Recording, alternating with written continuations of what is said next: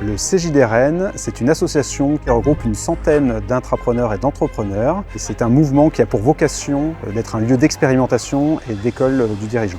Alors la plénière Prestige, tout d'abord, c'est un événement qui revient tous les 2 ans. Cette année, le thème c'était Solidactor, donc tourné sur la solidarité et l'action. Cette plénière permet surtout en fait d'ouvrir et de faire rayonner le CJD au grand public et notamment auprès des acteurs locaux rennais. Alors faire un bilan de ces 2 années de mandat, c'est vraiment une question très vaste. Déjà d'un point de vue personnel, c'était un immense bonheur d'avoir la chance de co-animer cette section de 100 JD avec mes 2 acolytes Aurore et Simon.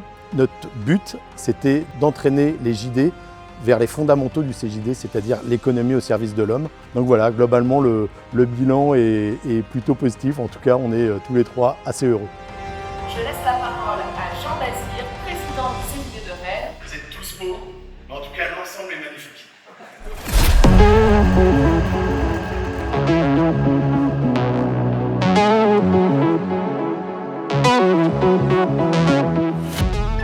C'était très...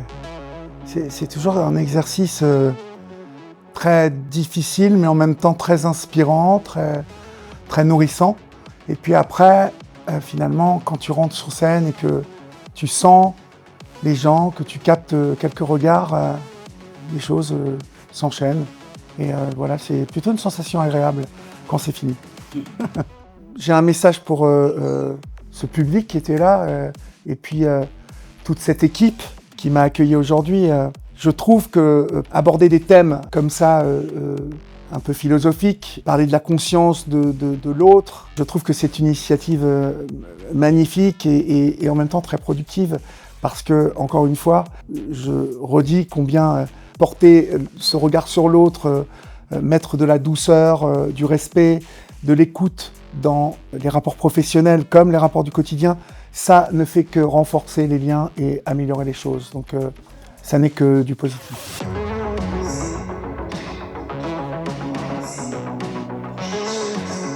L'intitulé de cette plénière cette année, c'est Autrement. Et je crois que c'est le bon terme pour approcher justement la question de l'intelligence artificielle. Il va se produire aujourd'hui une augmentation du PIB, des gains de productivité produits par l'IA. Et l'enjeu de notre époque, c'est quelles sont les entreprises, les territoires, les nations qui vont s'emparer finalement de cela. Ramener l'IA dans le monde réel, le placer au service de d'autres missions, celles du tissu économique. Et donc, le chef d'entreprise est le vecteur pour cela. Donc il est urgent de s'en emparer sans cependant se précipiter.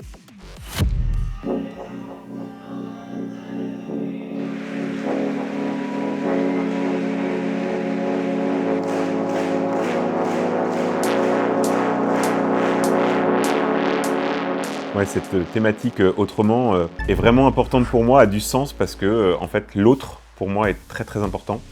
J'ai toujours eu besoin de l'autre, que ce soit depuis que je suis né ou que ce soit dans ma performance sportive avec mon accompagnateur ou dans l'entrepreneuriat avec mes associés et mes collaborateurs. Sans l'autre, je ne serais pas performant ni dans mes activités entrepreneuriales ni dans mes activités sportives, donc ça a vraiment une importance particulière.